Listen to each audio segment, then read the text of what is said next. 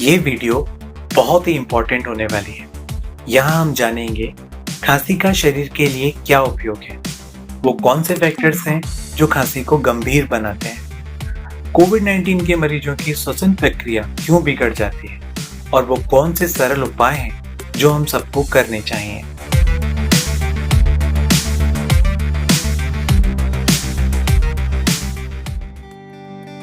Coughing यानी खांसी हमारे शरीर के लिए बहुत ही इम्पोर्टेंट सुरक्षा कवच की तरह काम करती है। हमारे गले और फेफड़ों में सामान्य तौर पर लगातार म्यूकस का फॉर्मेशन होता रहता है, जो रेस्पिरेटरी पैसेज को मॉइस्ट रखता है और हवा के साथ अंदर आने वाले हानिकारक तत्वों को फेफड़ों को नुकसान पहुंचाने से बचाता है। जब कोई इरिटेंट तत्व पैसेज में दाखिल होता है या म्यूकस फेफड़ों में सक्रिय जगहों पर फंसने लगता है, तो वहां मौजूद नर्व इसे सेंस कर लेते हैं और ये इंफॉर्मेशन ब्रेन तक भेज दी जाती है। फिर ब्रेन पेट और छाती की मांसपेशियों को सिकोड़ता है, जिससे फेफड़ों में मौजूद हवा फोर्स के साथ बाहर निकलती है, जिसकी रफ्तार 50 मील प्रति घंटा तक होती है। और इस तरह खांसी हमारे पैसेज को साफ रखती है ताकि हम ठीक तरह से सांस लेते रहें। साधारण खांसी कुछ ही दिनों में अपने आप ठीक हो जाती है। ऐसे समय में किसी भी तरह के कफ सप्रेसेंट या एंटीबायोटिक्स का उपयोग ना करें। अब जानते हैं वो कौन से फैक्टर्स हैं जो साधारण खांसी को गंभीर बनाते हैं। खांसी हो जाने पर आपका भोजन ऑयली, ड्राई, बासी, बहुत ठंडा और खट्टा, तेज मसालों वाला ना हो। इसमें दूध और प्रिजर्व फूड आइटम शामिल ना करें, बल्कि ज्यादा से ज्यादा फ्लूइड डाइट लें और ताजा भोजन खाएं। हल्की खांसी के लिए 1 चम्मच शहद में थोड़ा सा अदरक, तुलसी, 1 काली मिर्च मिलाकर दिन में 4 से 5 बार ले सकते हैं या ताजा गिलोय के रस का उपयोग कर सकते हैं। खांसी को अत्यधिक गंभीर रूप देने वाला बड़ा कारण है कफ सप्रेसेंट और एंटीबायोटिक्स का अनावश्यक यूज। जब हमारा शरीर इम्यून रिस्पॉन्स पैदा करता है तो उसके कुछ लक्षण शरीर पर दिखाई देते हैं। ऐसे में अगर हम हर लक्षण के लिए दवाई का उपयोग करते हैं तो हमारा इम्यून रिस्पॉन्स भी कमजोर पड़ने लगता है। जब हम रेस्पिरेटरी पैसेज के बाहरी हिस्से यानी अपर रेस्पिरेटरी ट्रैक्ट में इम्यून रिस्पॉन्स को अपना काम करने से रोकते हैं तो बीमारी फेफड़ों में जगह बनाने लगती है और जब वहां इम्यून रिस्पॉन्स शुरू होता है तो उसके लक्षण और भी गंभीर होते हैं, जिसे साइटोकाइन स्टॉर्म या हाइपर इम्यून रिस्पॉन्स कहा जाता है। और इसे रोकने के लिए और भी ज्यादा एंटीबायोटिक्स, इम्यूनोसप्रेसेंट्स और स्टेरॉइड्स यूज किए जाते हैं। इतने ज्यादा हैवी मेडिकेशन के कारण रिकवरी में और अधिक समय लगता है।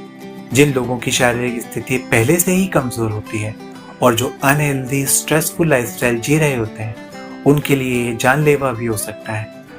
तनाव, चाहे वो दैनिक गतिविधियों का हो, व्यवसायिक हो, पारिवारिक हो या किसी बीमारी के नाम का डर हो। वैसे ज्यादातर लोगों को कभी एहसास ही नहीं हो पाता कि वो कितना तनावग्रस्त जीवन जीते हैं। तनाव की स्थिति में हमारे शरीर में एड्रेनलिन और कॉर्टिसोल जैसे हार्मोन्स बनते हैं, जो शरीर को तनाव का सामना करने के लिए तैयार करते हैं। लेकिन लंबे समय तक और अधिक मात्रा में ये शरीर पर बुरा प्रभाव डालते हैं। ये स्ट्रेस हार्मोन्स हमारी heart rate, blood pressure, blood sugar और रेस्पिरेटरी रिदम को अनियंत्रित कर देते हैं।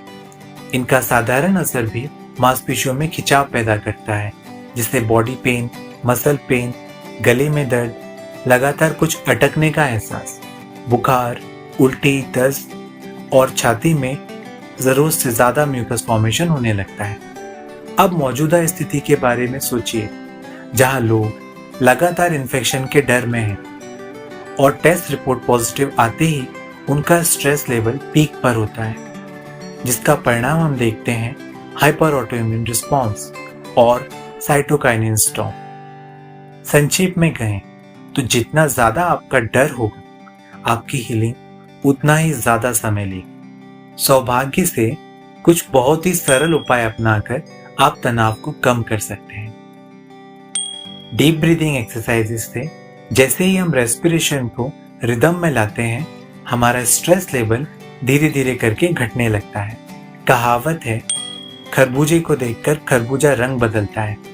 लगातार डरे हुए, दुखी रहने वाले वातावरण में समय बिताने के बजाय सकारात्मक और सेहत पसंद लोगों से बातचीत करें। अपने अंदर के डर को बातचीत के जरिए बाहर लाइए। इसे कैथारसिस थेरेपी कहा जाता है। अगर डर बाहर एक्सप्रेस नहीं हो पाता तो वह शरीर पर ज्यादा घातक प्रभाव डालता है। नेचुरल स्वीट फ्रूट्स मूड एनहेंसर्स होते हैं और पोषक भी। नींद की लगातार कमी स्ट्रेस हार्मोन्स के स्तर को बढ़ाती है, इसलिए भरपूर नींद लें। रचनात्मक मनोरंजन और क्रिएटिव एक्टिविटीज को समय दें। गैर जिम्मेदार मीडिया चैनल्स के प्रोग्राम ना देखें।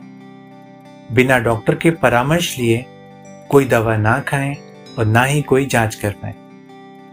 याद रखें, कफिंग हमारे शरीर के लिए इंपॉर्टेंट सुरक्षा कवच है, लेकिन ज्यादातर लोगों को इसके बारे में सही जानकारी नहीं होती। इस वजह से अधिकतर खांसी को रोकने की कोशिश की जाती है और ये सुरक्षा कवच ही लोगों के लिए समस्या का कारण बन जाता है।